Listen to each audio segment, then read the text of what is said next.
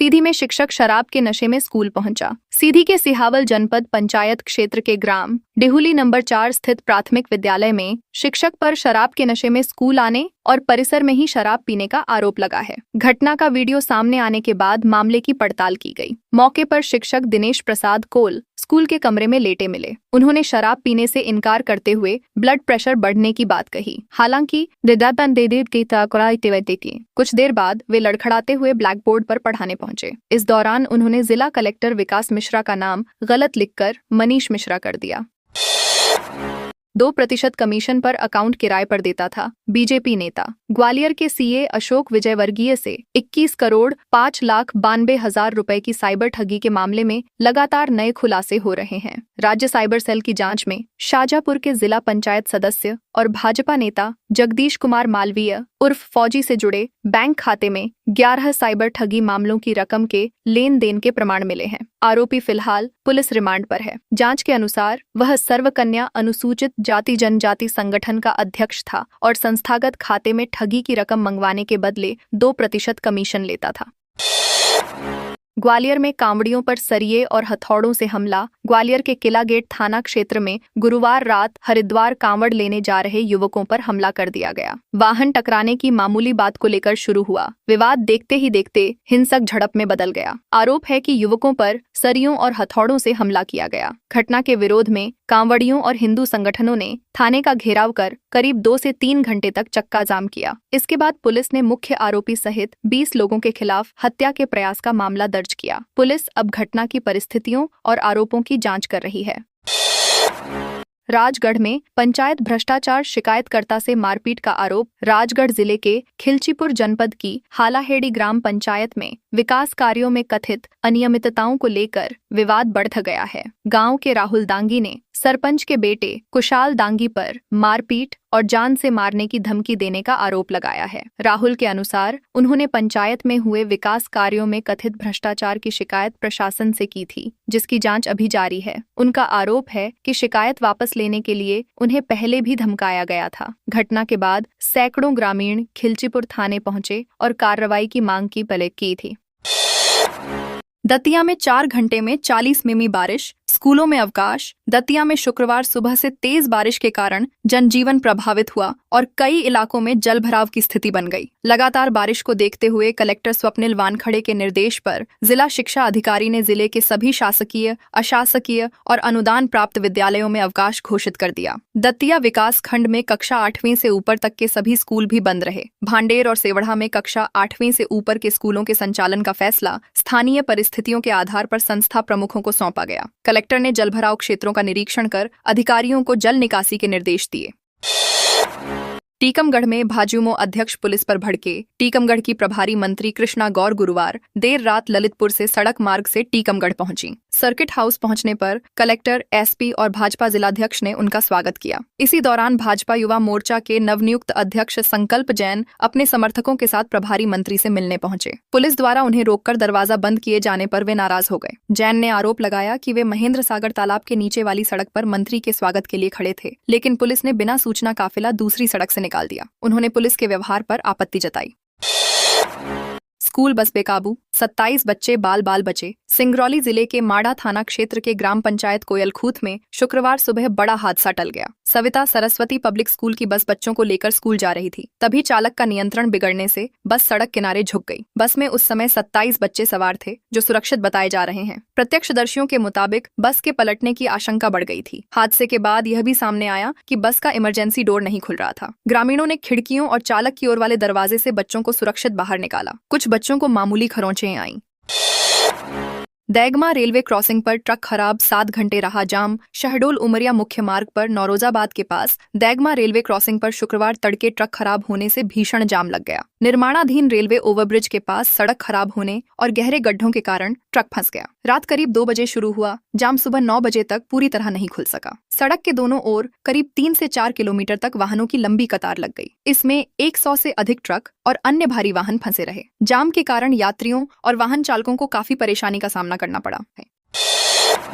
शहडोल संभाग की एम्बुलेंस मरम्मत के लिए उमरिया पहुंची। शहडोल संभाग में संचालित 108 और जननी एक्सप्रेस एम्बुलेंस की व्यवस्था को लेकर सवाल उठ रहे हैं। उमरिया जिले के साथ शहडोल और अनूपपुर जिलों की खराब एम्बुलेंस की मरम्मत भी उमरिया में ही कराई जाती है। खराब वाहनों को मरम्मत के लिए करीब 70 से 120 किलोमीटर तक की दूरी तय करके उमरिया पहुंचना पड़ता है। इससे वाहनों को वापस सेवा में आने में अतिरिक्त समय लग सकता है। आपातकालीन सेवाओं पर इसका असर पड़ने की आशंका बनी रहती है। स्थानीय स्तर पर मरम्मत की सुविधा उपलब्ध कराने से व्यवस्था बेहतर हो सकती है।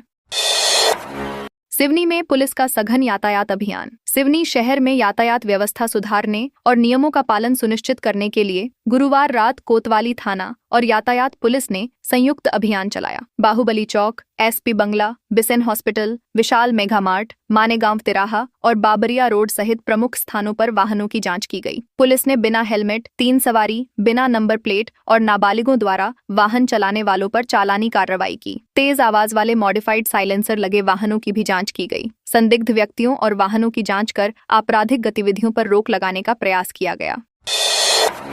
मुरैना में रेत माफिया फिर पुलिस के निशाने पर। मुरैना जिले में अवैध रेत खनन और परिवहन के खिलाफ चल रहे अभियान में सबलगढ़ पुलिस ने रेत से भरी ट्रैक्टर ट्रॉली जब्त की है। पुलिस अधीक्षक धर्मराज मीना के निर्देश पर पुलिस रात में गश्त कर रही थी। इसी दौरान रहूघाट क्षेत्र में पुलिस ने रेत से भरी ट्रैक्टर ट्रॉली को आते देखा और चालक को रुकने का इशारा किया। पुलिस को देखते ही चालक वाहन छोड़कर अंधेरे का फायदा उठाते हुए फरार हो गया। जब्त ट्रैक्टर ट्रॉली की अनुमानित कीमत करीब 7 लाख रुपए बताई गई है। पुलिस ने मामले की जांच शुरू कर दी है। शिकायतों पर मंत्री ने दिखाई सख्ती। छिंदवाड़ा में मुख्यमंत्री डॉक्टर मोहन यादव के प्रस्तावित दौरे और मुख्यमंत्री जन विश्वास अभियान 2026 के शुभारंभ से पहले प्रभारी मंत्री एवं लोक निर्माण विभाग मंत्री राकेश सिंह ने अधिकारियों के साथ तैयारियों की समीक्षा की। बैठक में अभियान की व्यवस्थाओं और विभागीय कार्यों की प्रगति पर चर्चा हुई। इस दौरान परासिया विकासखंड के पीएम श्री शासकीय उच्चतर माध्यमिक विद्यालय कुंडाली कला में पदस्थ शिक्षिका भावना शर्मा के खिलाफ लगातार मिल रही शिकायतों का मामला भी उठा। विद्यार्थियों और अभिभावकों की शिकायतों को गंभीरता से लेते हुए मंत्री ने अधिकारियों को शिक्षिका के निलंबन की प्रक्रिया तत्काल शुरू करने के निर्देश दिए।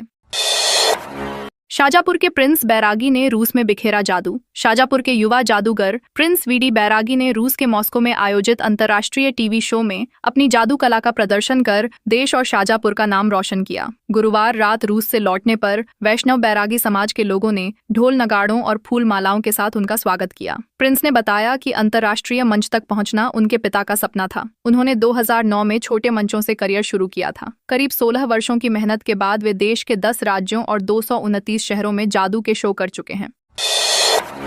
पूर्व विधायक की गाड़ी से हूटर, पदनाम प्लेट जब्त। सतना में यातायात पुलिस ने गुरुवार को शहर के अलग अलग स्थानों पर विशेष जांच अभियान चलाया। इसी दौरान सिविल लाइन तिराहे पर रैगाम की पूर्व विधायक उषा चौधरी के वाहन को रोककर उस पर लगे हूटर और पदनाम प्लेट जब्त की गई। पुलिस ने वाहन चालक को यातायात नियमों का पालन करने की हिदायत दी। अभियान के दौरान एक स्कॉर्पियो क्रमांक MP 19CC 1305 पर लगी अवैध लाल पीली ब्लिंकर लाइट भी जब्त की गई। पुलिस ने मोटर व्हीकल एक्ट की धारा 108 के तहत कार्रवाई करते हुए वाहन चालक से 3000 रुपए का जुर्माना वसूला। रेप के आरोपी पर बुलडोजर कार्रवाई की मांग। हाईवे जाम। नर्मदापुरम जिले के माखन नगर क्षेत्र के एक गांव में 10 साल की बालिका से दुष्कर्म के मामले को लेकर ग्रामीणों में आक्रोश है। आरोपी के जेल जाने के करीब 1 सप्ताह बाद गुरुवार रात ग्रामीणों ने नर्मदापुरम पिपरिया स्टेट हाईवे पर बैठकर चक्का जाम कर दिया। रात करीब 10 बजे शुरू हुए प्रदर्शन के दौरान ग्रामीणों ने आरोपी के खिलाफ कड़ी कार्रवाई की मांग करते हुए नारेबाजी की। सड़क पर जाम लगने से दोनों ओर वाहनों की लंबी कतारें लग गईं। ग्रामीण आरोपी के घर पर बुलडोजर कार्रवाई और उसके परिवार को गांव से बाहर करने की मांग कर रहे थे। समझाइश के बाद प्रदर्शन समाप्त हुआ। गौर में आरा मशीन पर वन विभाग का छापा। जबलपुर से लगे गौर क्षेत्र में लकड़ी की टाल की आड़ में संचालित कथित अवैध आरा मशीन पर वन विभाग ने गुरुवार देर रात छापामार कार्रवाई की। SDO और रेंजर के नेतृत्व में पहुंची टीम को मौके पर आरा मशीन चलती मिली। जांच के दौरान आम, शीशम सहित बड़ी मात्रा में लकड़ियां भी बरामद हुईं। वन विभाग के अनुसार टाल संचालक बंटी ठाकुर के पास लकड़ी का भंडारण और बिक्री करने का लाइसेंस था, लेकिन आरा मशीन चलाने की अनुमति नहीं थी। आवश्यक दस्तावेज नहीं मिलने पर विभाग ने टाल को सील कर दिया और मामले की जांच शुरू कर दी।